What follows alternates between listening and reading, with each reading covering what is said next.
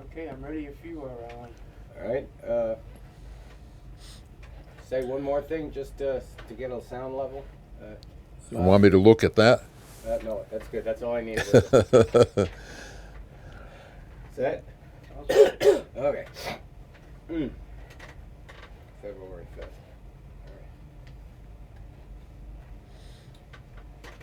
All right. My name is Alan Olson, and today Dana Nugent and I are with Bob Peterutti at his home in Johnston, Rhode Island. Today is February 5th, 2015, and thank you for sitting for the interview, Bob. My pleasure. Can you tell us a little bit about your early background, including when you were born, where you were born, your family, and your neighborhood? Yep. I was born in the Lying In Hospital in Providence, December 14, 1929. That's 85 years ago, in case your arithmetic isn't too good. And we lived up in Federal Hill at that time. And when I was about 2.5, my parents moved to the location where the music store is on Plainfield Street, because that's a big old three-decker apartment house. And downstairs we turned into a music store. Not we, my father did. And because I was only 2.5 at that time. And by the time I was 4 years old, he had a ukulele in my hands, and I was very good at standing on it. I was so good at it that it got crushed. So he got me another uke, and I was a little better with that. But then I switched to tenor guitar, and somewhere in my book here I have a picture of me playing it. That would have been probably about 1938, 37 or 38. And then later, let's see, 37, 38. Oh, and then he started me on the vibrahop. I really wasn't a very good student. I didn't want to play. I had to practice. But he kept after me, and I had a younger sister, a very good piano player, and I had an older brother. I was the slowpoke, but I'm the only one that's still playing. They quit a long time ago, so I guess I finally woke up. So then I played vibrahop for a couple of years, and by the time I was 14, he decided that I should play the bass, and there's ones right in the corner there. So I started playing the bass. I was 15 and I entered Mount Pleasant High School. I was the only bass player. And so all of a sudden I became popular. And that photograph I showed you in this book, well, that was the time. And so I was getting all these calls. We'd have these rehearsals. And, they called them garage bands now, or they did not too long ago. We just called it a band, and we'd go to play. And we played the music of the day, the Glenn Miller and all those things. So let's see, that was 1945. Then I graduated Mount Pleasant in January of 48, because in those days Providence had two graduations a year, one in January, one in June. That, of course, has since changed. So I had just turned 18, and I went to Schillinger House in Boston, which was, the name was changed to Berkeley. And what happened there is the owner, the starter of the company, the school, started in, I think it was June of 1946. And it was the Schillinger House, because he was a student of Joseph Schillinger, who was a composer and arranger and all that type of thing. So he decided to call his school the Schillinger House. And there was a method that we followed of that music. So that went on, I guess maybe I did 3 semesters, and one day the telephone rang. By then I was 19. And there was this local contractor, music contractor. We had a few of those in those days. They would get calls for a gig, and if you could handle it, and then you just kept getting the calls. So I got this call to play on an ocean liner, not a cruise ship. The difference is an ocean liner carried cargo and people. And this particular ship carried about 250 people, and it was a 5-piece band. And I also have a picture in there of that band. So I went on down to South America 3 times, 3 cruises I made. And then I come back. Oh, the last year of high school, 1947, I did 100 gigs. I was 17. So the gigs were there. That's why I got the gigs. There was nothing special. You just go and do your job and do it well, be a professional, and that's the way it worked. So then when I got back from South America, it wasn't much longer. I got drafted into Uncle Sam's army. In fact, I have the papers in there. Greetings. So I had been in school, and that went on my resume, 2 days of paperwork up at Fort Devens, and they placed me into basic training first. And when that finished, it was into band training school. And there were several from Rhode Island at the, it was at Fort Dix. And so that was a good experience. Actually, every gig was a good experience. It's nothing but paid practice. And if you go on to Berkeley, Robert Peterutti, paid practice, you'll see a little bit. And they actually used that term because I said it that day when they recorded and interviewed me right here in this room. So then eventually I got out of the Army, and we had the 2 music stores by then, one in Pawtucket. That was a big store, and the smaller one on Plainfield Street. And so that's what I did. The phone was always ringing. There were lots of gigs. Now there's nothing. But there was lots of gigs. There was so many that there were times I had to stop maybe for a week. But it was a great experience playing for all kinds of gigs. You name it, I played it. Can we talk a little bit about your father and the opening of the music school, and as well as the store? 1932, he started teaching. Well, actually, he started teaching in the 20s, and one of his students is already in the Hall of Fame, Bobby Hackett. Mm-hmm. And I worked with him. I was at the Kirkbury Country Club. That was 5 nights a week, and that was in the mid-60s. And he came in town for 3 weeks. He brought in a couple of other jazz musicians from New York. It was a very nice time. And he was one of the early students. He also played, besides trumpet, guitar and banjo and ukulele. And so his business kept growing, and he was always playing gigs.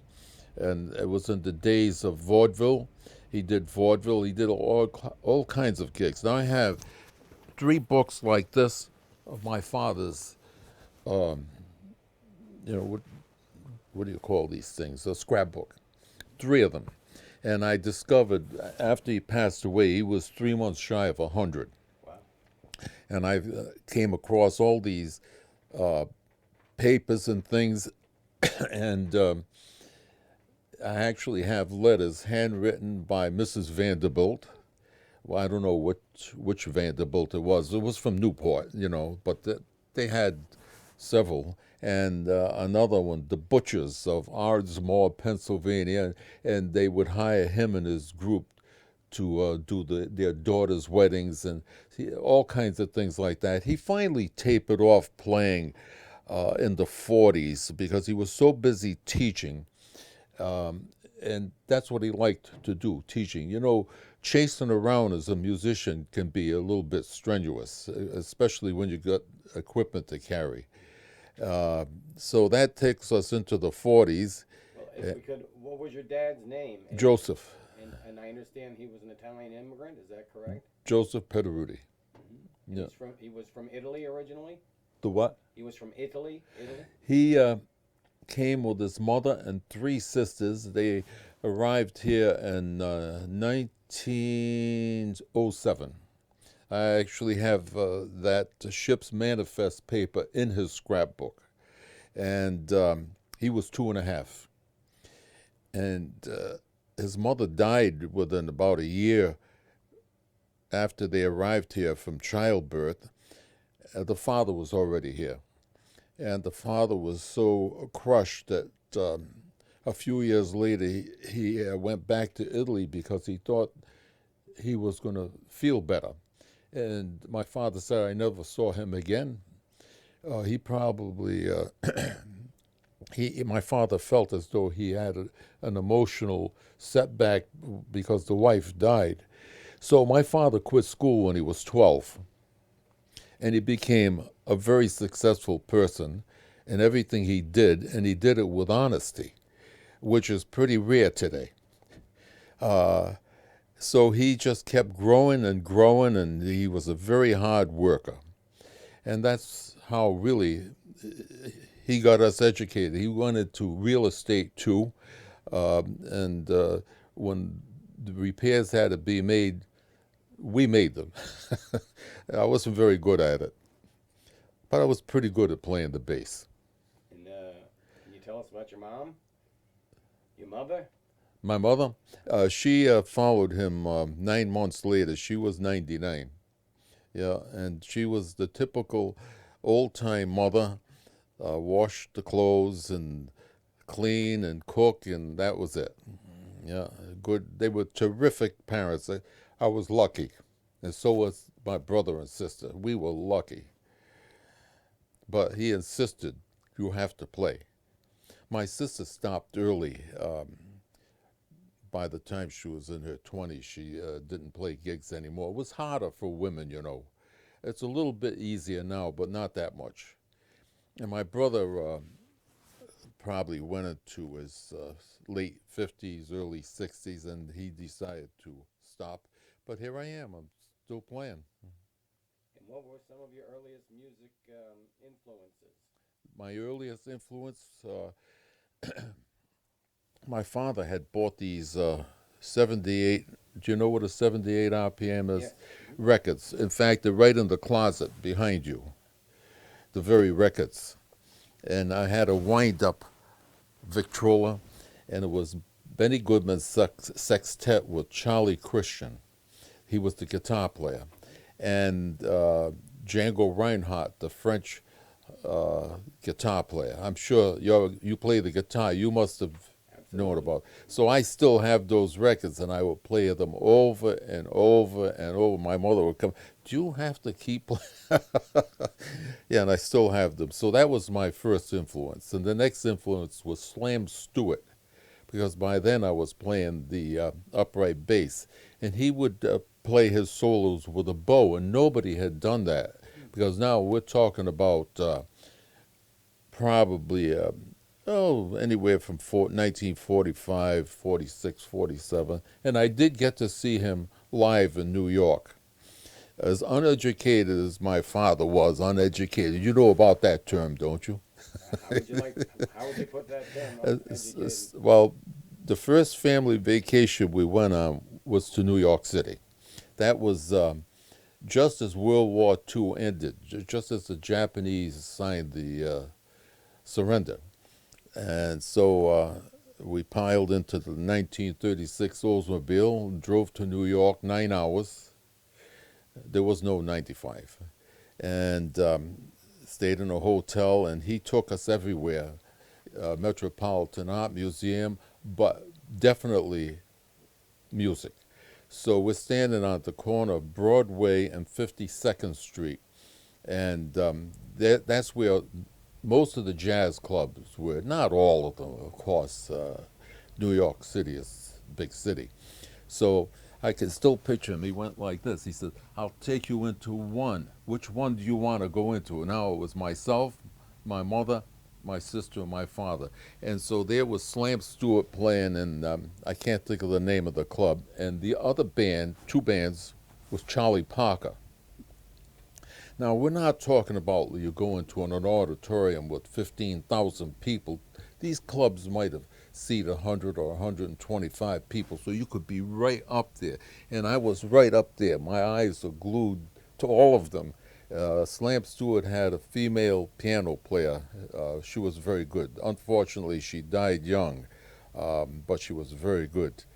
And so I got my education watching. Then during the day, we went to the Paramount Theater. You might have heard the name. It's not a theater anymore. Now it's an office building. And the Count Basie band was playing there. And one of my father's former guitar students was Paul Gonzalez. And he switched to saxophone, but he was a very good guitar player. And he was in that band with Count Basie. That was before he joined Duke Ellington. So, and then the next day we went across the street to the Strand Theater, and there was Gene Krupa's band. So we saw all that, and this was not a thing where, like nowadays, you want to go into one of those, like the Civic Center, you pay $100 and you're 2 miles away from the stand. Well, it wasn't like that. You were right up there. So it was rewarding. I really had a lot of influence from those players. So I practiced a little more. Was that kind of entertainment available in Rhode Island and Providence? At that time, the real big time came on when the Celebrity Club opened. But before that, there was always entertainment.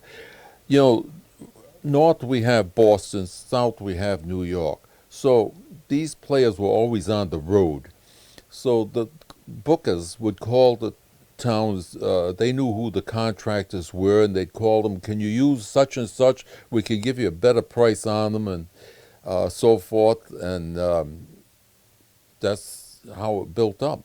Now, have you heard about Duke Belair? You have, huh? In fact, he's right up there in that picture, the black and white picture. He's on the left. His father was a big contractor, and he would take all these big bands in, either at Rhodes on the Patuxent or the Arcadia Ballroom, which is no longer there. It was downtown Providence. It was on the second floor, and they took that, cut it down to just one floor, but it was a ballroom in downtown Providence, and he booked a lot of those bands. So it was people like Ray Belair, Duke's father, who really encouraged the music business. Yeah. I had heard that they had some of the big bands play at the Towers down in Narragansett too, from time to time. That's right. That's right. Do you have any memories? Glenn Miller and all that. Yeah. In fact, that was the entertainment. It isn't like today you turn the TV on, or you get on your internet, or then you went out. You got on the trolley car and go to downtown Providence. There were so many clubs, even with just piano players in the city. I did a lot of those things. It was just incredible. Now there's nothing, except if you want to call these, what do they even call them? Legs and eggs and all that kind of stuff. You know, we didn't have that, fortunately. Well, then let's move to the Celebrity Club. When did it come into existence? Who Well, played there, and what was your involvement? It was around 1949, 1950, and the person that began that club was Paul Filippi. He was a doorman at the Crown Hotel, which is now the Johnson and Wales Dormitory on Weybosset Street. And so I guess he just had the urge to start a nightclub, and he did it right. He sure did. I mean, he had all these big names of the day, Ella Fitzgerald, Sarah Vaughan, and all these big bands would come in into this intimate room. It was just amazing. So you guys were born too late. How old are you? 66. Well, you're pretty good with that. I remember a little bit. Yeah. I guess I'm a kid here. Yeah. It was a great time. It really, and there were so many good players right here in Rhode Island. I have old union membership books going back to 1951. Yeah, and once in a while I'll take one out and reminisce and say, "Oh, yeah, he died a long time ago." You know, Who were some of the people you played with at the You celebrity? mean local people or Both. out of town people? Both, out of town and local. Well, there was this contractor by the name of Ralph Stewart. Did you ever hear that name? He was big time from Providence. He graduated Mount Pleasant High School. He was in the Coast Guard. Believe he was a navigator for during World War II, and he was a drummer. And so he got out and he just started getting these gigs. And he just grew and grew. It was just incredible. He had all these luxurious country clubs starting up at Cooperstown Hotel, and he would book that from April to October. And he's called me many times. He said, "I know you can't go, but if you can you recommend a bass player?" And I would. And they would go. It was a great gig. And as far south as the Breakers Hotel in Palm Beach. And he booked those gigs. And other gigs at Georgia, Sea Island, Georgia. He was a worker. And then along came Hal Cochran and Ed Drew, and they didn't go after those kind of gigs. They were a smaller basis, but they did very well. But as changing times took all that away, we would have a circus come to town, and they used a band. I played those gigs, and they were booked by a local contractor. One of them was Vinny, can't think of his last name. Anyway, and I would get calls to do that, and Disney on Parade. Well, now when they come in, they don't use live music. They use pre-recorded. And it's unfortunate because it gives a young person an opportunity to get the experience. So that's gone. You'll never see a live band with. You might see the circus and 2 or 3 local musicians, because I think it's kind of a union policy. Maybe 4, 5, 6 players, but you're not going to see 20 to 25. Yeah. And who were some of the big acts that you played with at the club or anywhere else in Rhode Island? Well, I just stayed in Rhode Island. I never went on the road. I just couldn't do that with all the business that we ran. Let me think a minute now. Who did I? Well, Tony Bennett actually came up to the Kirkbrake Country Club one night with Bobby Hackett, because they worked together for a while, and I played with him, well, for him. And, of course, I sat in with Duke Ellington for an hour at his invitation. And if you go on to the Celebrity Club, you'll see me. And Duke Belair, my friend up there, was the witness that I played there with Duke Ellington. So that's 2. And there was a guitar player, Joe Pass. I played with him. But this was all local things. It wasn't going and doing recordings and things like that. And Bobby Hackett for 3 months. I know somebody recorded that, but I never was able to get a hold of what we did, a live recording. It seems that you were a big influence on some of the younger generation, people my age in their 50s, at the music school. Yep. They would come in and get tips from you and look at the photographs as you were showing me when we started. Do you have any memories of that? Oh, a lot of memories. You know, a lot of those students have grown older, and they'll call me, "Let's go out for breakfast." In fact, I was supposed to have, Tuesday we were supposed to go out, but it snowed. And so my friend called me. I wasn't going to go anyway, and I knew he wouldn't go, so we're going for breakfast next week. So there's quite a few of them. They'll just call me. I think I've got 2 of those next week, 2 different people. And they were good students. They were nice people. And so here they are now. They're adults. Do you remember who some of them were? Yeah, Dave Spadazzi is one. I had him when he was 10 years old, and he's 66 now. He just closed his music store in Chepachet. He's a fine guitar player. and George Leonard, alias Elvis Sinatra. He made a DVD, which I'm on with my son and Diamond Centofanti, the piano player, sax player, so forth. And uh, we did a CD with George also. So, and I see him. Yeah, he runs a cleaning company up on, you can see it from 95. I think it's called Mr. USA. Yeah. Your son Tom had a lot of friends. Yes, he age, does. My age, and Yeah. he brought people in the store too. I understand. Yeah, yeah. He, well, when we closed the store, he was hired to teach at several different music stores. And that's what he did. Well, that's after school. He's a school teacher. He doesn't teach music. He teaches. Right now, he's doing computers, and he has sixth grade, and he just loves doing it. And he teaches drums privately. He's a very good player. Do you remember any of the friends that he brought to the music school? Yeah, all of them. All of them. There was too many. Well, of course, you already mentioned one, Tom. Ferrara. Yeah, Tom Ferrara. Speaking of teaching music, what is your general philosophy of teaching music? Well, you know, I've been teaching for a long time. My father started us all very early. By the time I was 20, I was teaching already. And while we teach them how to play the guitar, it's also a case of motivating them.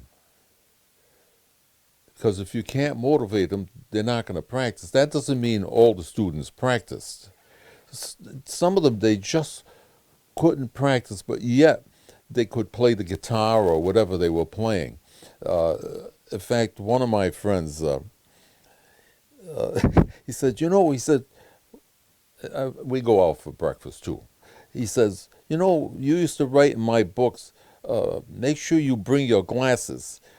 And I wouldn't take my glasses because I couldn't read the music. He says, I was fooling you. But he could play the guitar. He was with different groups for years. He was a by-ear player. So, I mean, he fooled me. So you did teach theory and such. But I guess I motivated him enough that he played, and here we are. We're good friends. Right. And what was your motivational technique to try to get Well, them you to just do? keep encouraging them. That's what you do. You encourage them. You can do it. You can do it. I had this lovely high school girl on upright bass. And she would always say to me, I can't do it. Her name was Emma. Very nice person. I said, yes, you can. I said, you can, and you can. And finally, she graduated high school, and she went up to Northeast, and she's going to be a pharmacist, which she probably is now. And she wrote me a lovely note, and it had to do with, she was happy that I said, you can do it.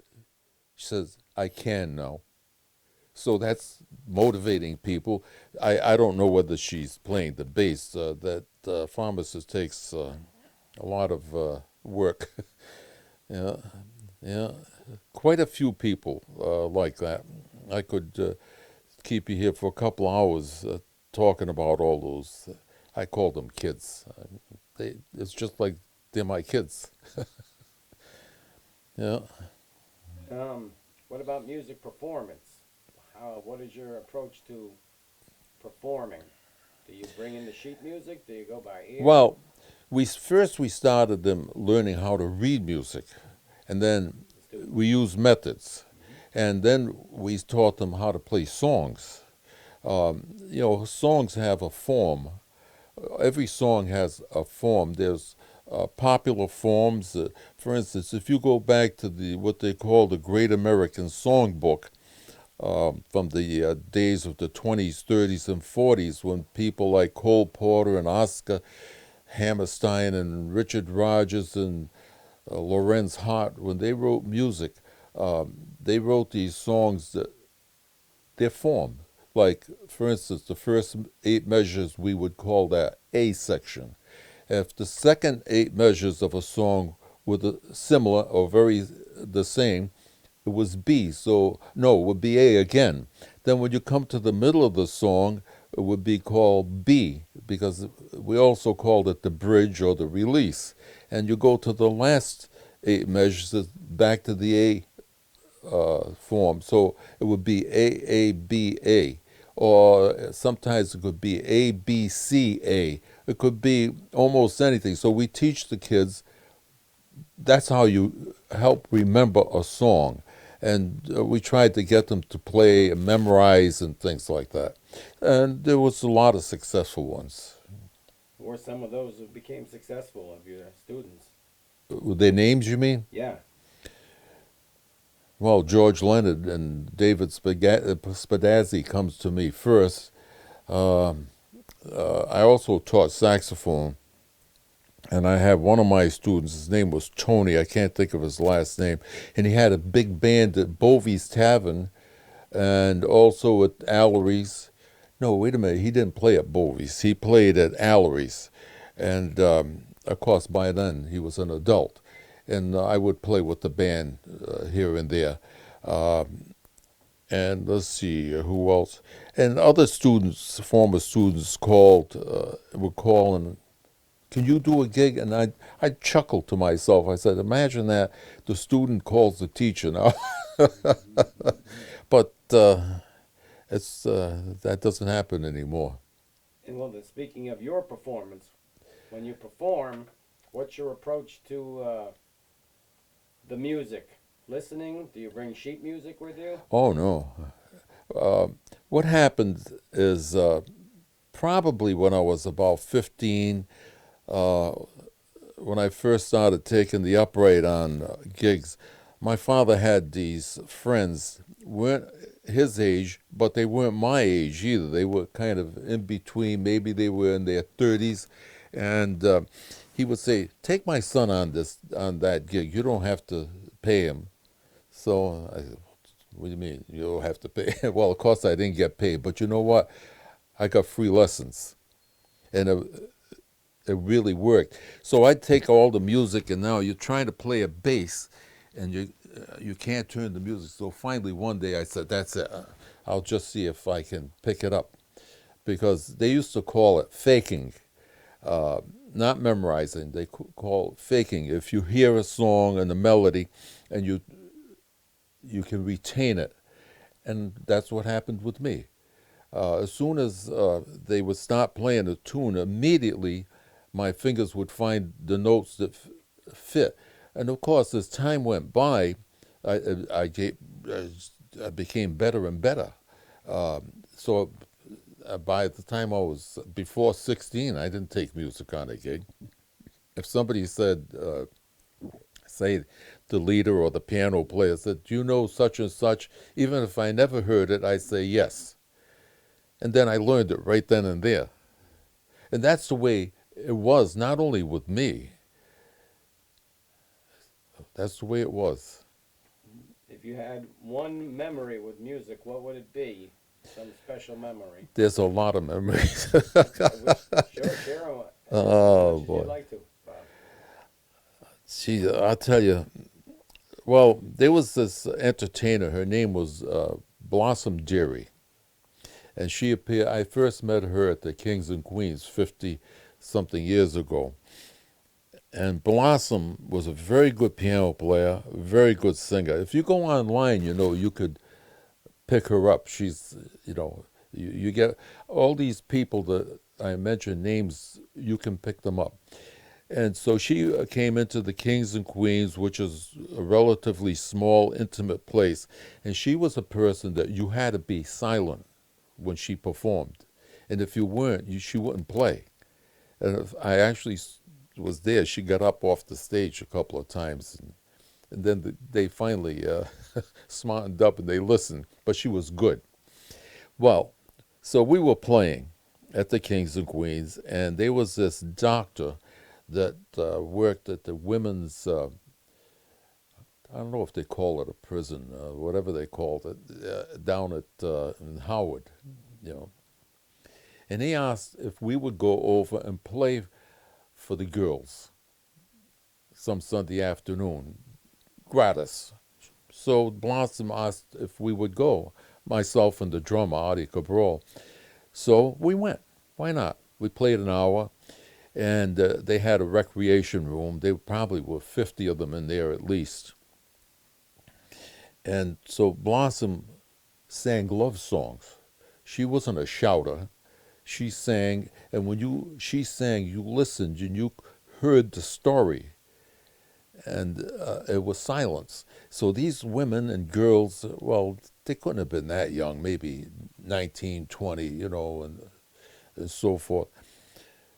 So I'm looking around, I can see the way they're looking at us, boy, I was getting a little nervous.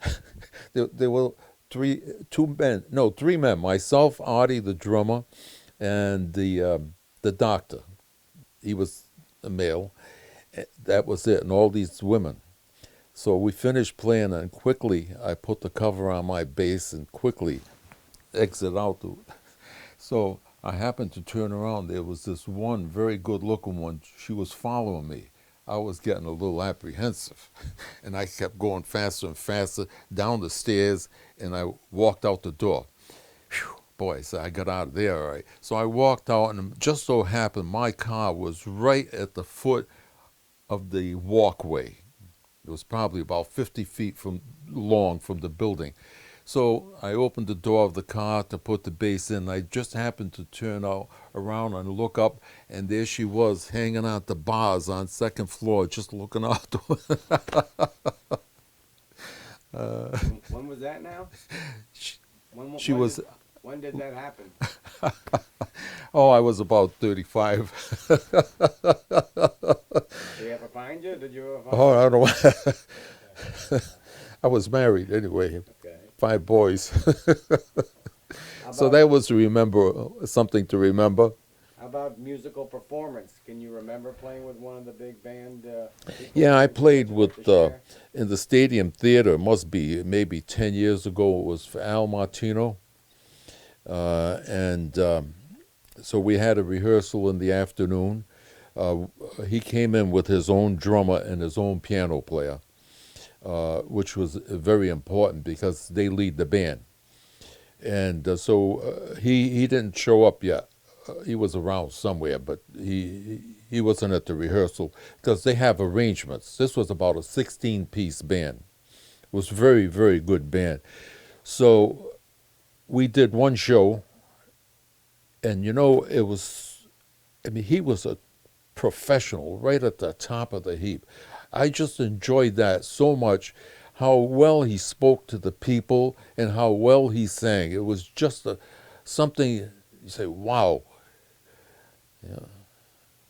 I'm sure other things happened like that. Well, when I was on the ocean liner, we were on the fringe of a hurricane. It's coming home from South America. And so I'm an ocean lover. I go up on the bridge. There's nobody around. Everybody is probably in their room distressed. But I went right up on the bridge, and the bow of the ship would go down into the waves and come up.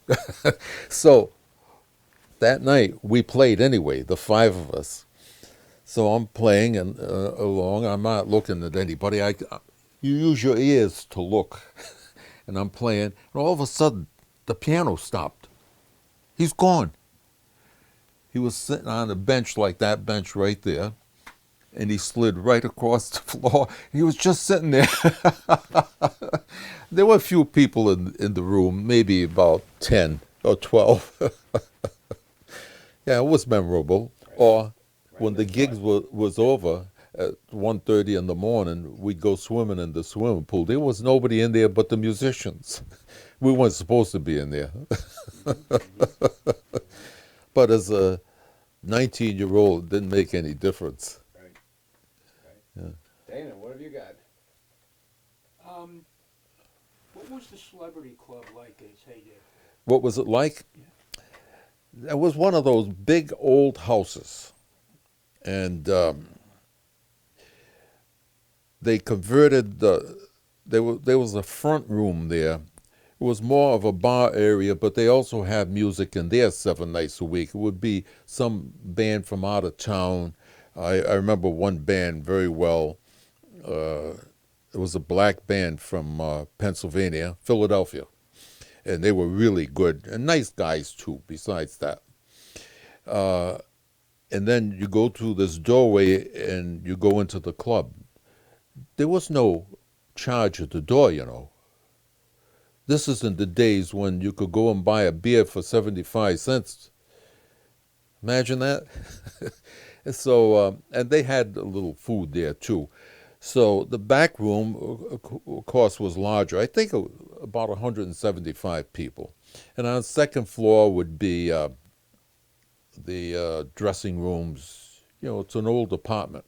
And where if the band wanted to go up there, they go up there, whether it was Duke Ellington's band or when they were playing, if it was us, the musicians. But we would generally roam around and talk to customers.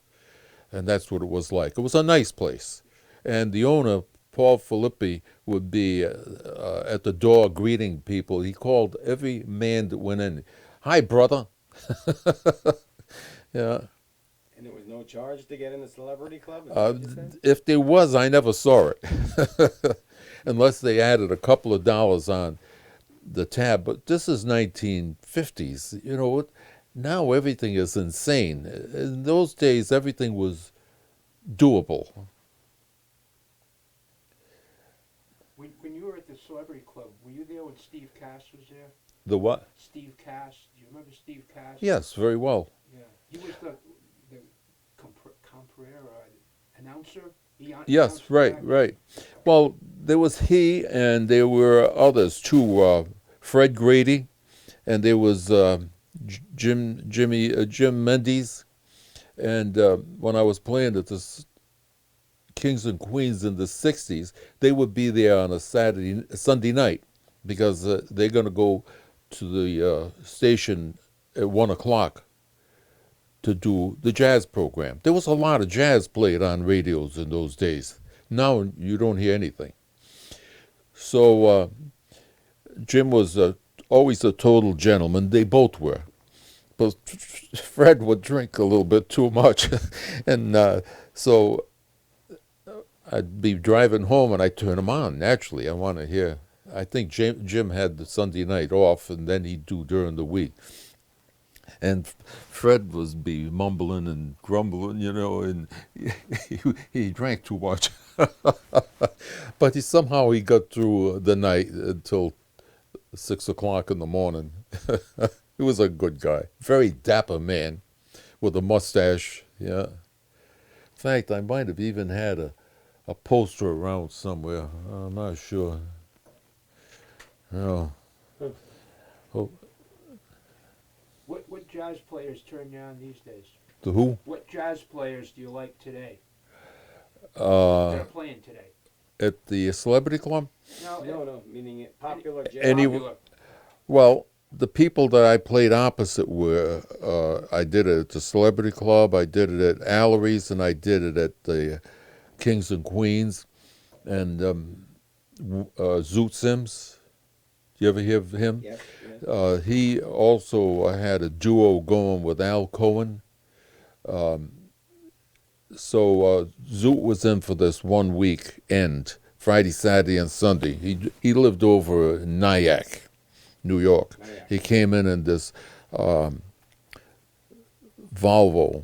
a 544 Volvo, and it was very faded red, and with a gray fender on it. And he comes rushing in at 11:15. He's supposed to be there at 9 o'clock, and he comes rushing in cold, and he puts that horn together, and he jumps up on the bandstand, and Jack, the club owner, hands him a drink, because he was a big drinker. And so he turns to Mike Renzi, the piano player, and says, "What do you want to play?" And so Mike was for seconds, not minutes, seconds. So Zoot says, "G." Going to play in the key of G, and he played. We didn't know what the song was, but we found out fast. Them Their Eyes, and he's going. Yeah, but he was a great player. So he was there several times. And one Sunday night, we were playing, we were on the stand, and Al Cohen came in. Now, they did recordings together. They were magnificent. So he gets up on the stand right while we're playing, and he joins right in with Zoot. And I have to say, it was just an amazing experience to be playing with them, to see. I said, how do they do that? These two guys, it was like putting their hand in a glove, and it fit. They were just fabulous. Then another night at the Kings and Queens, we were playing. Is there a picture? Oh, it's in this book. I'll show it to you. One of the customers drew this. Now, behind me was the entrance. Okay. And so I'm playing. I don't recall who the feature was that week, and I turned around, and there was Paul Gonzalez standing there. It was a winter time, and he had his collar pulled up around his neck, and he's got his saxophone in his gig bag. He says, "Can I sit in?" And he got up on the bandstand, and of course Jack immediately, when people did that, he would come up and give him a drink, because Jack was a drummer. In fact, I have his picture in a couple of, I think I showed it to you. I think you did. Yeah. How about jazz musicians from today, Bob? Josh Redmond, do you like modern jazz? Well, some of it is, they're doing a lot of modal things, and I always preferred playing the songs, the famous show tunes that existed, the Great American Songbook, and that was my era.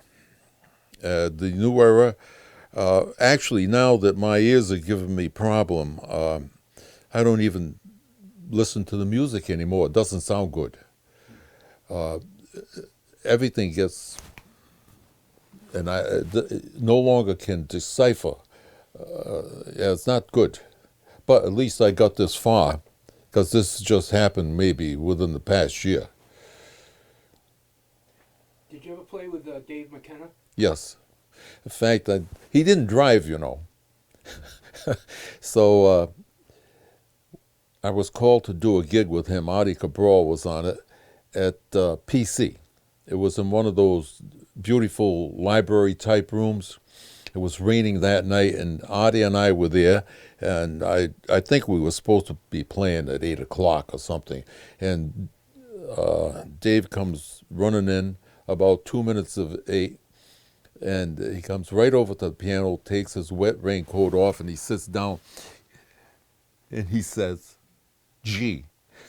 Oh. Another one. What the heck was the name of that song? I can't think of it, but does everybody play in G? Of course, he was a wonderful player. Wonderful. And when was that? Do you remember when that happened? I'd have to look it up in my books. Well, it had to happen probably in the late 60s. Yeah. And then he subbed at Luries a couple of times. And he was living down the Cape that time. In fact, one of my sons drove down to pick him up and take him to Luries. And then at the end of the night, one of Dave's friends took him over to his house, spent a couple of days. Very good player. Yeah. If you had one thing that you would suggest to a musician, a new musician, what would you say to that person? Don't be a musician. You better get a day job if you want to eat.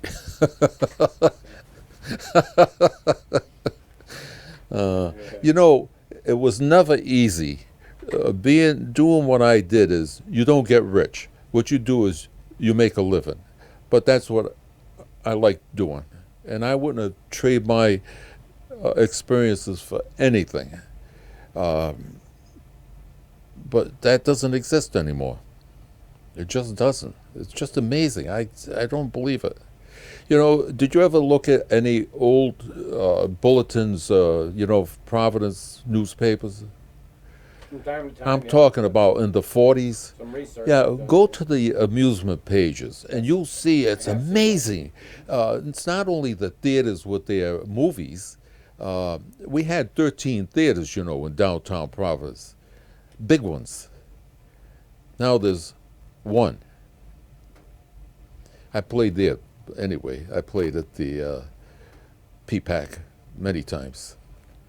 Yeah, and there was another theater, the Albee Theater. I played there when I was about 13 years old for the junior police. In fact, there it is. This was my reward for playing with them.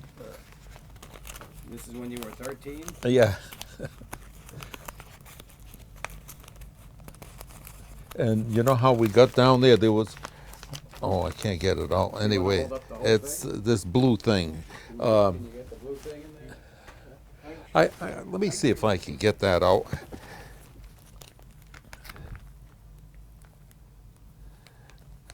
Now, in those days, there was gas rationing. So how do you think we got there?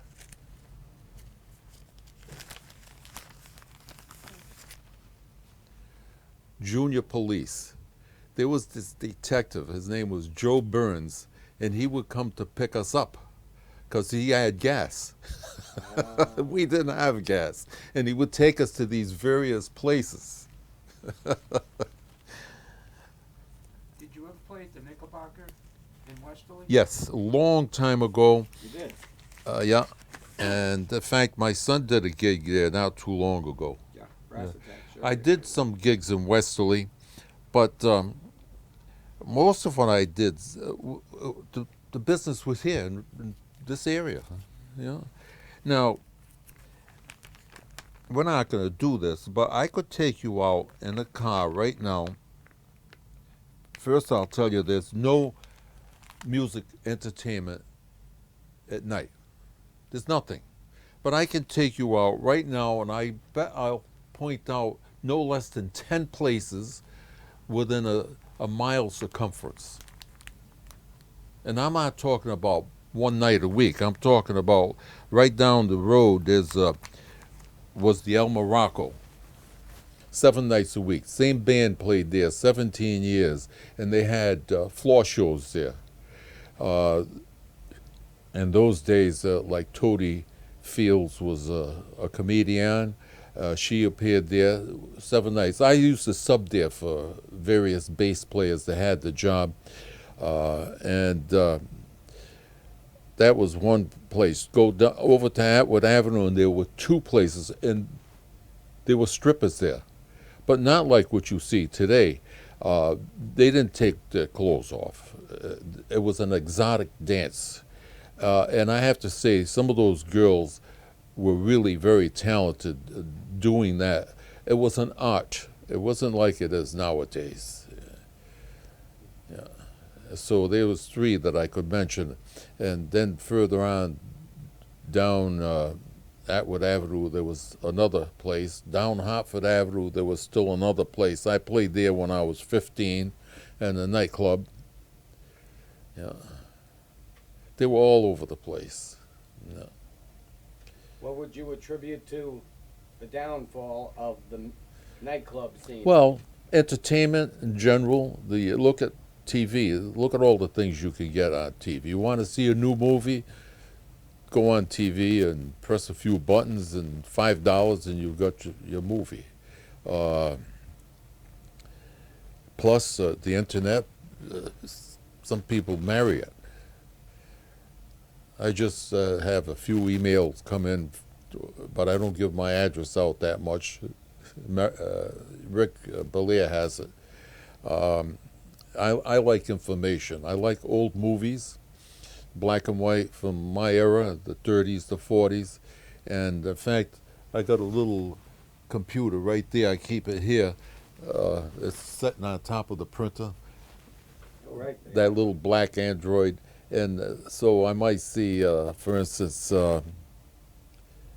Cary Grant is in a movie. So I take the thing on and see what year did they do this and who's these other actors, or maybe it was Robert Young, and that's what I like, that kind of information, or a musician. If I could turn that thing on right now, I'll put down Stan Getz. All the information you want is right there. Yeah. Well, you got anything else? I got nothing. All right, well, thank you very much, Bob. All This was very right, good. my pleasure. Thanks an awful lot.